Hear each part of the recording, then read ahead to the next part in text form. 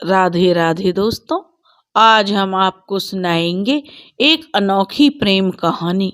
अगर आप हमारे चैनल पर नए हैं तो प्लीज़ हमारे चैनल को सब्सक्राइब करें, वीडियो को लाइक करें और शेयर करें। एक गांव में एक किसान अपनी पत्नी और बेटी के साथ रहता था।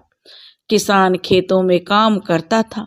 उसकी पत्नी जयवती घर संभालती थी। सुबह का समय था।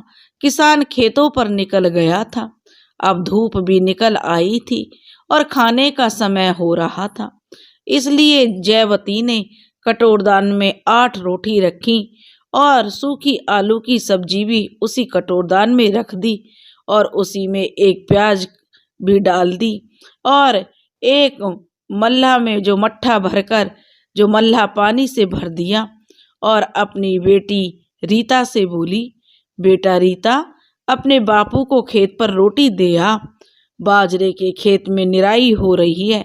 मजदूरों के साथ सुबह ही तुम्हारे बापू खेत में चले गए थे। सुबह से कुछ खाया पिया भी नहीं है। तू जल्दी से जाना और रास्ते में देख कर जाना, क्योंकि समय खराब मत कर, जल्दी जा। रास्ते में कभी तू खेलने लगे और वहां तेरा बापू तेरा इंतजार करता रहे, इसलिए समय मत खराब कर और जल्दी से खेत में जा। रीता बोली, माँ तू ऐसे कह रही है जैसे मैं रास्ते में बैठ जाऊंगी। जयवती बोली, नहीं बेटी, मैं तो इसलिए कह रही हूँ कि रास्ते में फसल बड़ी बड़ी खड़ी है, सियार जानवरों का डर रहता है। सीधे अपने बाजरे वाले खेत पर जाना और अपने बापू को कलेवा करवा कर सीधी घर आ जाना। रीता बोली, ठीक है माँ, मैं जाती हूँ, मगर माँ चंदन भी तो खेत पर काम कर रहा होगा, तूने उसके लिए रोटी नहीं बनाई।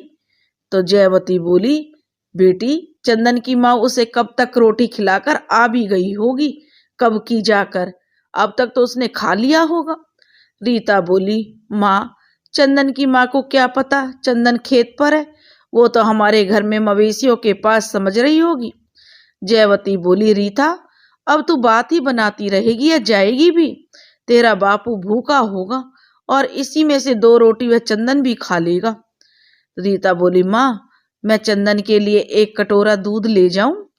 जयवती बोली, रीता चंदन नौकर है हमारा, कोई मेहमान नहीं है जो तू उसकी इतनी खातिरदारी करती है।